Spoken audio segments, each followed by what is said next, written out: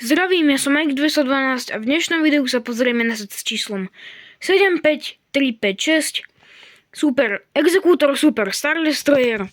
Tak to vyzerá predný box art alebo krabica.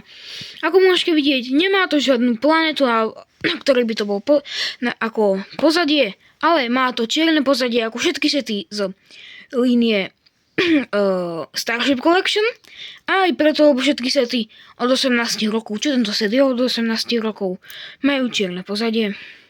Ako môžete ešte vidieť, tento set je na 40. výročie Return of the Jedi, alebo oslovuje 40. výročie Return of the Jedi, čo je momentálne 6. film, aj keď chronologicky podľa toho, ako sa tie filmy vydávali, je to film 3.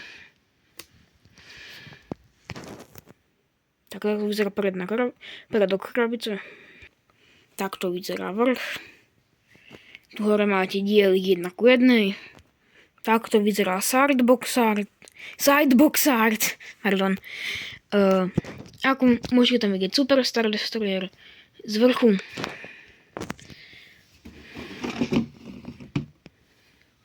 Takto vyzerá zadok krabice a tuto začína byť trošku zaujímavé. Tu vidíte, aký je tento set vysoký a dlhý. Takže sa to tu môže zastaviť a prečítať si. Tuto môžete vidieť set oproti filmovej predlohe. Za mňa sa to veľmi podobá. A áno, sú tu aj mini Star Destroyery k tomuto Super Star Destroyeru. A zaujímavosť. Všetky tieto Star Destroyer aj Executor, čo je vedrová osobná loď, sú v tom ako keby uskupení, alebo letke, aj keď to nie je letka, je to proste Death Squadron, čo je Vaderová osobná letka, povedzme, hej. Ale to bolo dosť krabici a poďme na set samotný. Teraz sa možno pýtate, Mike, ale kde sú figurky? Prečo si neukázal tentokrát figurky? No, odpoveď je jednoduchá. K tomuto setu žiadne figurky sú není. Čo mi príde celkom škoda, lebo túto do rohu by bolo veľmi pekné miesto za Darth Vadera. Aj keď Darth Vaderov dostávame skoro v každom sete z originálnej trilógie, takže ako mne tam nejak moc nechýba, alebo by to pekné na displeji. Ale začnem od stojanú, tu vidíte peknú poprintovanú, vďaka Bohu, cedulku, kde je napísané Executor. Tú kocku, že je to ku 40. výročiu ako Star Wars, ja to mám extrémne zaprášené, ale ej. A tak to zerá ten set. Hej. Takže tuto máme tie mini Star Destroyery, ktoré sa mi zdá, že boli v nejakom adventnom kalendári, neviem v akom. Ale si pamätám, že bol v nejakom. Alebo ako polybagy dať. Proste je ten klasický dizajn midi scale Star Destroyeru.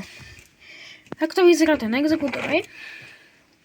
Veľmi pekná loď, veľmi veľa detailov a veľmi nádherná loď. A áno, keby ste sa pýtali, toto je tá loď, ktorá po kamikadze útoku A-Wingu, alebo to nebol úplne kamikadze útok, on bol zostrelený ten A-Wing. A tá loď, to je tá loď, čo to našila do Hviezdy smrti 2 v epizóde 6. Ale takto to vyzerá. Ale poďme sa pozrieť na jednu zaujímavosť. Tak, keď otvoríme túto loď, tak sa nám tu objaví malý easter egg. A to v podobe tej scény z epizódy 5, kde si Darth Vader išiel najmúť bounty hunterov. Takže, toto je Darth Vader, toto je Bosk, toto je Boba Fett, sa mi zdá. Alebo neviem, ako sa všetci volajú, to si môžete ísť pozrieť, čo ja viem, ak viete po anglicky. MLR Productions, ten to všetko sa mi zdá, že povedal v tom jeho videu. Ale toto je všetko k tomu setu, ten set je proste iba na výstavku. Takže, toto už bude skoro koniec videa a poďme sa pozrieť. A poďme sa povedať moje finálne pocity o tomto sete. Takže, čo si ja myslím o tomto sete? Za mňa je tento set veľmi dobrý, 10 z 10. Nádherne prevedený, výborný na poličku. Čo samozrejme, je to hlavný účel tohto setu, samozrejme, lebo to nie je žiadny playset. Ale nádherný set je na poličku, čo je nejakému fanúšikovi Star Wars, ktorý má rád originálnu trilógiu. Tak, nádherný set. Za mňa 10 z 10. Vyplatí sa to kupovať? Určite áno. To by bolo všetko pre toto video. A ja sa s vami lúčim. Čau.